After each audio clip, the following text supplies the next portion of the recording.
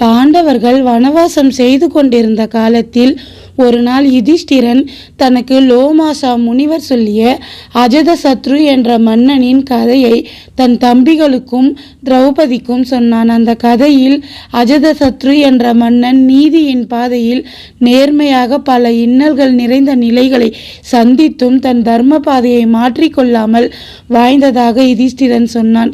அந்த கதையை அமைதியாக கேட்டுக்கொண்டிருந்தனர் பாண்டவர்கள். ஆனால் அவர்களில் பீமன் மட்டும் யுதிஷ்டிரனிடம், இந்த கதையில் வரும் அஜதசத்ரு மன்னன் போல் தானே அண்ணா நீங்களும் நீதிமானாக நேர்மையாக வாழ்ந்து ஆட்சி நடத்தினீர்கள். ஆனால் ஏன் அண்ணா உங்களால் அவரை போல் நம்மை தேடி வந்த இன்னலை தவிர்த்து விலகிச் செல்ல முடியாமல் அந்த இன்னலுக்கு வழி கொடுத்து நமது வாழ்க்கையை இப்படி நரகமாக மாற்றினீர்கள் என்றான்.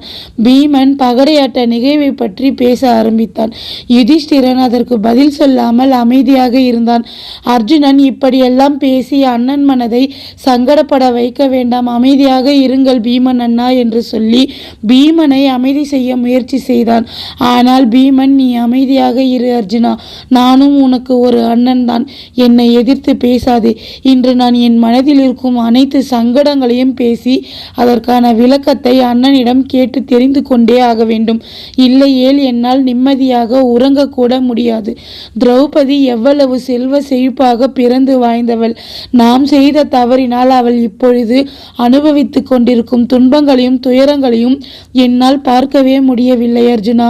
அதனால் இன்று நான் பேசும்போது என்னை இடைநிறுத்தும் செயலை மீண்டும் செய்யாதே என்று அர்ஜுனனை எச்சரித்துவிட்டு பீமன் மீண்டும் யுதிஷ்டிரனிடம் பேச துவங்கினான். ஹஸ்தினாபுரத்தில் இருந்து புதிய அரண்மனையின் திறப்பு விழாவிற்கு அழைப்பு மடலை எடுத்து வந்த போதே விதுரர் உங்களிடம் இந்த அழைப்பை ஏற்றுக்கொள்ளாமல் நிராகரி அங்கு பொழுதுபோக்கிற்காக பந்தயத்தில் பகடையாட்டம் ஆடுவதாக தீர்மானம் செய்யப்பட்டுள்ளது.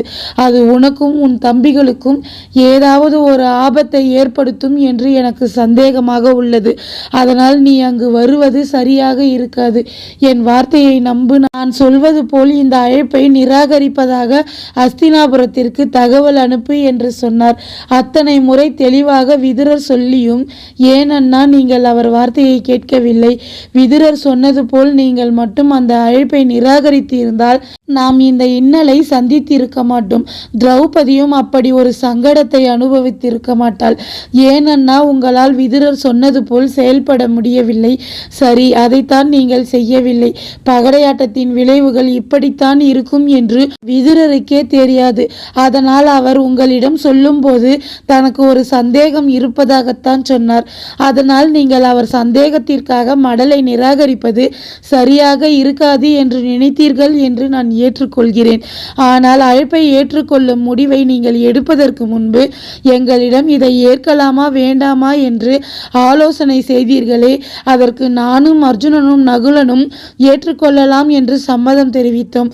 ஆனால் நம் தம்பி சகாதேவன் அழைப்பை உருவாக்கியவர் ஒருவர், கொடுத்தவர் ஒருவர், விழாவிற்கு வருமாறு அழைப்பு கையெழுத்து போட்டிருப்பவர் ஒருவர், நம்மிடம் அழைப்பை கொண்டு வந்து சேர்த்தவர் ஒருவர் என்று பலரால் உருவாக்கப்பட்ட அழைப்பை ஏற்றுக்கொள்வது எனக்கு சரியாக படவில்லை. நீங்கள் இந்த அழைப்பை நிராகரியுங்கள் என்று சொன்னானே, அவன் சொல்லையாவது நீங்கள் கேட்டிருக்கலாமே.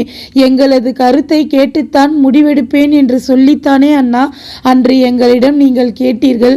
பிறகு ஏன் அண்ணா அன்று சகாதேவன் சொல்லியதை நீங்கள் ஏற்கவில்லை?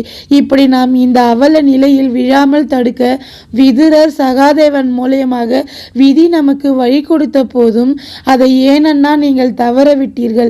பகடையாட்ட சபையில் நீங்கள் முதல் முறையாக பந்தயம் வைக்க முயன்ற போதே விதுரர் பந்தயம் வைத்து விளையாட வேண்டாம் என்று உங்களிடம் சொன்னார் அல்லவா? அதையாவது நீங்கள் ஏற்றுக்கொண்டு பகடையில் பந்தயம் வேண்டாம் என்று மறுத்திருக்கலாமே. ஏன் நீங்கள் பந்தயத்தை மறுக்கவில்லை? நீங்களும் பந்தயம் வைத்ததற்கான காரணம் என்ன என்று கேட்டு பீமன் கண்ணீர் விட்டு அழுதான். அதற்கு யுதிஷ்டிரன், என்னை மன்னித்து விடு பீமா, நான் அன்று செய்தது பெரிய கொடிய பாவம்தான். அதை நான் நினைத்திருந்தால் நடக்க விடாமல் தடுத்திருக்கலாம் தான். ஆனால் அன்று நான் நினைத்தது வேறு பீமா. இப்படியெல்லாம் நடக்கும் என்று நான் எதிர்பார்க்கவில்லை என்று யுதிஷ்டிரன் வருந்தினான். விதுரர் அத்தனை முறை பந்தயம் வேண்டாம் என்று சொல்லியும் அவர் சொல்லியதை ஆலோசனை செய்ய முடியாத அளவிற்கு உங்கள் மனம் வேறு எதை நினைத்து கொண்டிருந்தது என்று கேட்டான் பீமன். நம் பிறப்பின் உரிமையான அஸ்தினாபுர அரியணையை அந்த பந்தயத்தின் மூலம் அடையலாம் என்று நினைத்தேன் பீமா. நம் தந்தை பாண்டு அவர்கள் தான் அஸ்தினாபுரத்தின் உண்மையான அரசர். அந்த வழியில் பார்த்தாலும் சரி, குரு வம்சத்தை சேர்ந்த இந்த தலைமுறையில் பிறந்தவர்களில் நான் தான் மூத்தவன் என்ற வழியில் பார்த்தாலும் சரி, அரியணையின் உண்மையான உரிமையாளன் நான் தான். அதனால் எனக்கு உரிய அரியணையை பகடையாட்டத்தின் பந்தயம் மூலமாக திரும்ப பெற நினைத்தேன் பீமா. அதனால் தான் அன்று பந்தயத்தை மறுக்க வேண்டும் என்று எனக்கு தோன்றவில்லை என்றான் யுதிஷ்டிரன். அஸ்தினாபுரத்தின் மீது படையெடுத்து சென்றும் அந்த அரியணையை அடைய நீங்கள் முயற்சி செய்திருக்கலாமே அண்ணா. அதை விடுத்து ஏன் நீங்கள் பகடையாட்டத்தை ஒரு வழியாக தேர்ந்தெடுத்தீர்கள் என்று பீமன் கேட்டான். அதற்கு யுதிஷ்டிரன், நீ சொல்வது சரிதான் பீமா. ஆனால் நீ சொல்வது போல் செய்தால் நாம் யுத்த களத்தில் யாருடன் சண்டையிட வேண்டும் என்பது உனக்கு தெரியும் தானே. அவர்கள் வேறு யாரோ இல்லை பீமா. அவர்கள் அனைவரும் நம் சகோதரர்களும் நம் உறவினர்களும் தானே. அதனால் தான் நான் யுத்தம் செய்து அஸ்தினாபுர அரியணையை அடைய நினைக்கவில்லை. நமக்கும் சரி, கௌரவர்களுக்கும் சரி, எந்த விதத்திலும் ஒரு வியப்பு கூட இல்லாமல் அஸ்தினாபுர அரியணையை அடைய நினைத்தேன். அதற்கு பகடையாட்டம் மட்டும்தான் சரியாக இருக்கும் என்று எனக்கு தோன்றியது. அதனால் தான் அன்று நான் பந்தயம் வைத்து விளையாடினேன். ஆனால் பகடையில் எனக்கு இருந்த ஞானத்தை விட சகுனி மாமாவிற்கு அதிக ஞானம் இருந்தது. சகுனி மாமாவின் பகடையாட்ட ஞானத்தால் நான் அன்று தோற்று நம் ராஜ்யத்தையும் நம்மையும் ஏந்து விட்டேன். எந்த விதத்திலும் நான் செய்ததை நியாயப்படுத்த முடியாதுதான். இருந்தாலும் என் தவறிற்காக மன்னிப்பு கேட்பதை தவிர்த்து எனக்கு வேறு எதுவும் தோன்றவில்லை பீமா. தயவு செய்து என்னை மன்னித்து விடு என்றான். யுதிஷ்டிரன் சொன்னதை கேட்டதும் பீமன் மனம் அமைதியடைந்தான். ஆனால் என்னதான் யுதிஷ்டிரன் தன் உறவுகளை எதிர்த்து யுத்தம் செய்ய வேண்டாம் என்று நினைத்தாலும் விதி இறுதியில் அந்த உறவுகளுடன் சண்டையிட்டு அவர்களை கொன்றுத்தான் யுதிஷ்டிரனை அஸ்தினாபுர அரியணையை அடைய வைத்தது.